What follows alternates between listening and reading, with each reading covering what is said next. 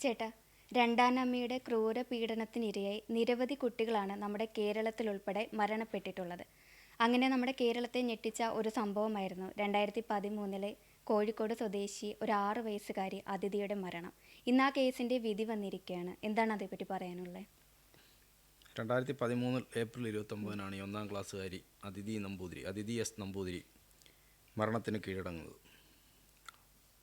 ഈ കുട്ടിയെ ദിവസങ്ങളോളം പട്ടിണി കിട്ടു, അതിക്രൂരമായി മർദ്ദിച്ചു. അതായത് നമുക്ക് വിവരിക്കാനാവാത്ത തരത്തിലുള്ള ക്രൂരമർദ്ദനമാണ് ആ 6 വയസ്സുകാരി ഏറ്റുവാങ്ങിയത്. അച്ഛൻ സുബ്രഹ്മണ്യൻ നമ്പൂതിരി, അയാളാണ് 1-ാം പ്രതി. 2-ാം പ്രതി റംല ബീഗം, അതായത് ദേവിക അന്തർജനം. ഈ സുബ്രഹ്മണ്യൻ നമ്പൂതിരിയുടെ ആദ്യ ഭാര്യ ശ്രീജ ഒരു വാഹനാപകടത്തിൽ മരണപ്പെട്ടു. 2 മക്കളാണ്. അങ്ങനെ മരണപ്പെട്ടതിന് ശേഷമാണ് ഇയാൾ ഈ റംല ബീഗത്തിനെ കൊണ്ടുവരുന്നത്. റംല ബീഗം അന്തർജനമാണ്, നമ്പൂതിരിയാണെന്നും പറഞ്ഞിട്ടാണ് കല്യാണം കഴിക്കുന്നത്. വന്ന് കയറിയ ഉടൻ തന്നെ റംല ബീഗം ഈ കുട്ടികളെ ഉപദ്രവിക്കുന്ന പരിപാടിയിലേക്ക് കടന്നു. അതായത് നമ്മൾ കേട്ടിട്ടുള്ള ടിപ്പിക്കൽ രണ്ടാനമ്മമാരെങ്ങനെയാണോ പെരുമാറുന്നത്, എല്ലാ രണ്ടാനമ്മമാരും അങ്ങനെയൊന്നുമല്ല.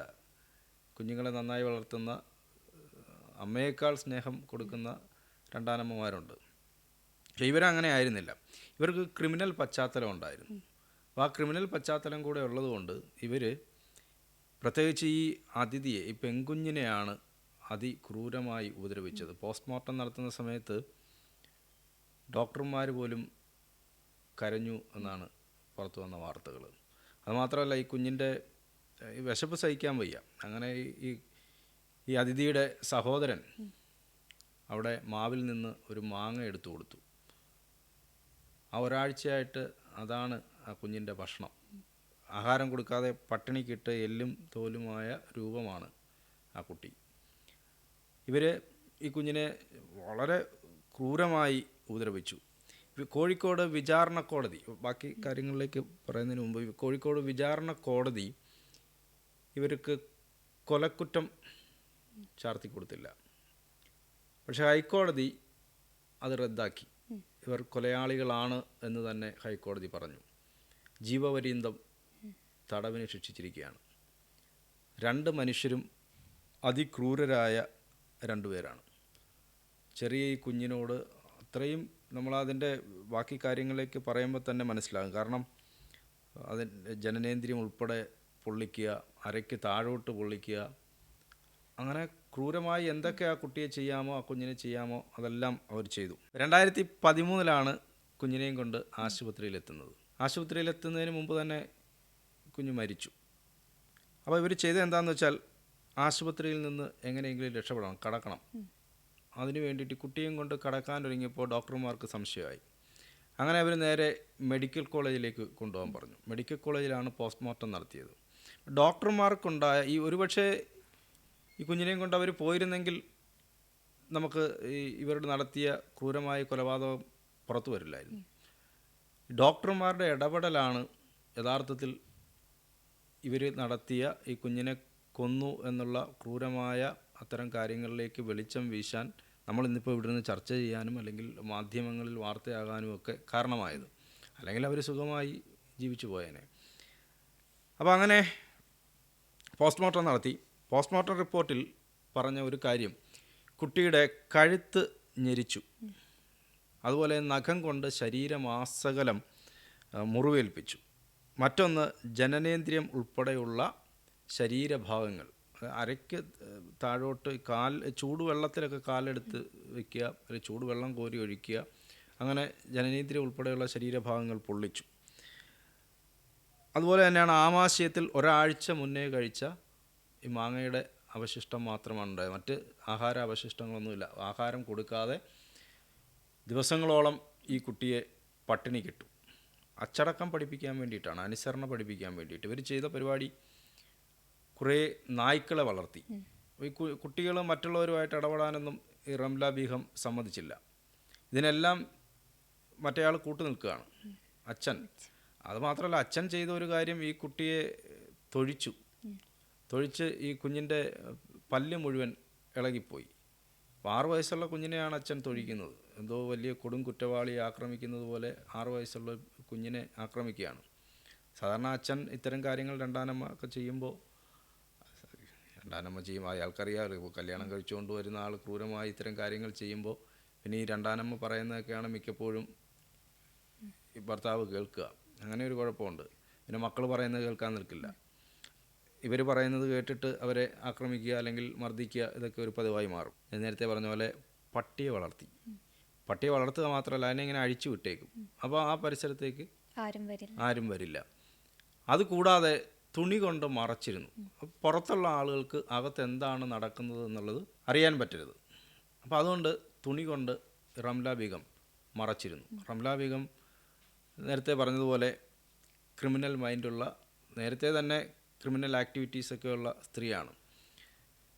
ഈ സ്ത്രീ ഭാര്യ മരണപ്പെട്ടതിന് ശേഷം ഇയാൾ എങ്ങനെയോ ഇവരുമായിട്ട് നേരത്തെ തന്നെ ചങ്ങാത്തം ഉണ്ടായിരിക്കാം, സൗഹൃദം ഉണ്ടായിരിക്കാം. ഭാര്യ മരിച്ചതിന് ശേഷം നേരെ ഇവരെ ഇഞ്ഞ് കൊണ്ടുവരുമായിരുന്നു. ഇവർ ദൈവികാന്തർജനം എന്നുള്ള പേരൊക്കെ സ്വീകരിച്ചിട്ടാണ് ഈ കുഞ്ഞുങ്ങളെ ഉപദ്രവിക്കുന്നത്. ഈ മരിച്ച അതിഥിയുടെ സഹോദരനുണ്ട്.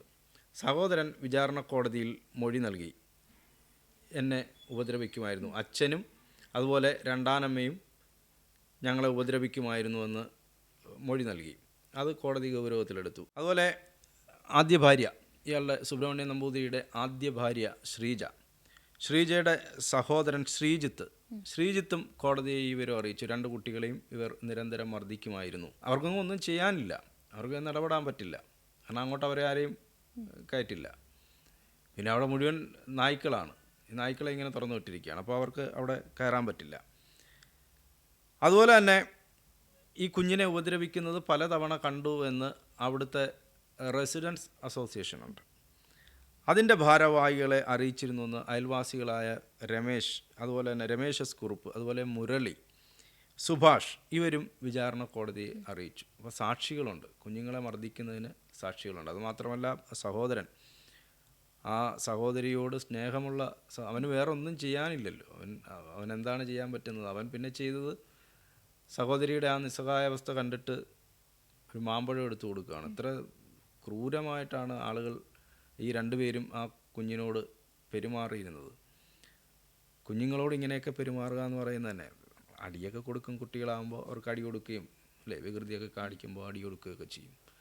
പക്ഷേ ഇത്ര അതിക്രൂരമായി ഒരു കുഞ്ഞിനോട്, 6 വയസ്സ് മാത്രമുള്ള ഒരു കുഞ്ഞിനോട് പെരുമാറുക,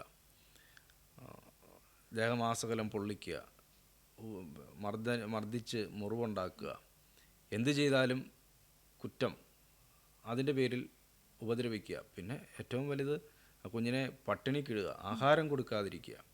പ്രാഥമികമായി അച്ഛനും അമ്മയും ചെയ്യുന്ന ഒരു കാര്യം എന്ന് പറയുന്നത് കുഞ്ഞുങ്ങളെ സംരക്ഷിക്കുക എന്ന് പറയുന്നത് അവരുടെ വിശപ്പടക്കുക എന്നുള്ളതാണല്ലോ. അവരെ സംരക്ഷിക്കുക എന്ന് പറയുമ്പം അതിൻ്റെ ഏറ്റവും പ്രധാനപ്പെട്ട കാര്യം ചെറിയ പ്രായത്തിൽ അവർക്ക് വിശപ്പടക്കുക, ആഹാരം കൊടുക്കുക, നല്ല ഭക്ഷണം കൊടുക്കുക. അതിന് പകരം ഇവർ ചെയ്തത് ആ കുട്ടിയെ പട്ടിണിക്കിട്ട് കൊല്ലുകയായിരുന്നു. റംല ബീഗവും ഈ സുബ്രഹ്മണ്യൻ നമ്പൂതിരിയും ആ കുഞ്ഞിനെ പട്ടിണിക്കിട്ട് കൊന്നു.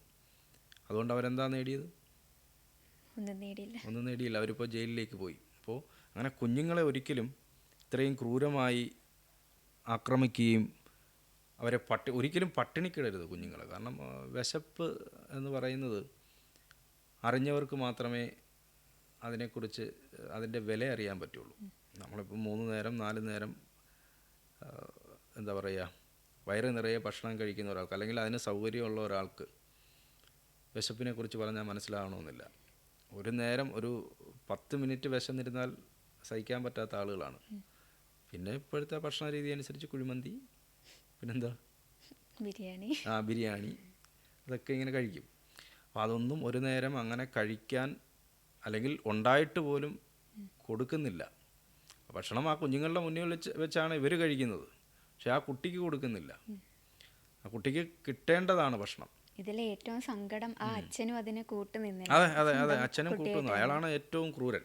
അയാളത് തടയുകയോ അല്ലെങ്കിൽ അവരെ വിലക്ക് അതാ ഞാൻ പറഞ്ഞത്, ചില രണ്ടാം അമ്മമാർ ഈ രണ്ടാമത് വിവാഹം കഴിച്ചു കൊണ്ടുവന്നു കഴിഞ്ഞാൽ പിന്നീട് ആ സ്ത്രീ പറയുന്നതിനൊപ്പമാണ് ഈ പിതാവ് അല്ലെങ്കിൽ അച്ഛൻ നിൽക്കുന്നത്. ആ സ്ത്രീ പറയുന്നത്, മക്കൾ പറയുന്നതൊന്നും കേൾക്കില്ല. മക്കൾ എന്നെ ഇങ്ങനെ ചെയ്തു ഉപദ്രവിച്ചു എന്നൊക്കെ പറഞ്ഞാൽ പോലും അയാൾ ഈ സ്ത്രീയോടൊപ്പം ചേർന്ന് ആ മക്കളെ ആക്രമിക്കാനാണ്. അതുകൊണ്ടാണ് ആ കുഞ്ഞിൻ്റെ പല്ല് മുഴുവൻ അയാൾ ചവിട്ടി കളഞ്ഞത്. അപ്പം അന്ന് തന്നെ വലിയ കേരള മനസാക്ഷിയെ ഞെട്ടിച്ച വലിയൊരു കേസാണത്. 2 ക്രൂരരായ മനുഷ്യർ, റംല ബീഗവും സുബ്രഹ്മണ്യൻ നമ്പൂതിരിയും ജയിലിൽ കിടക്കട്ടെ. ശരി.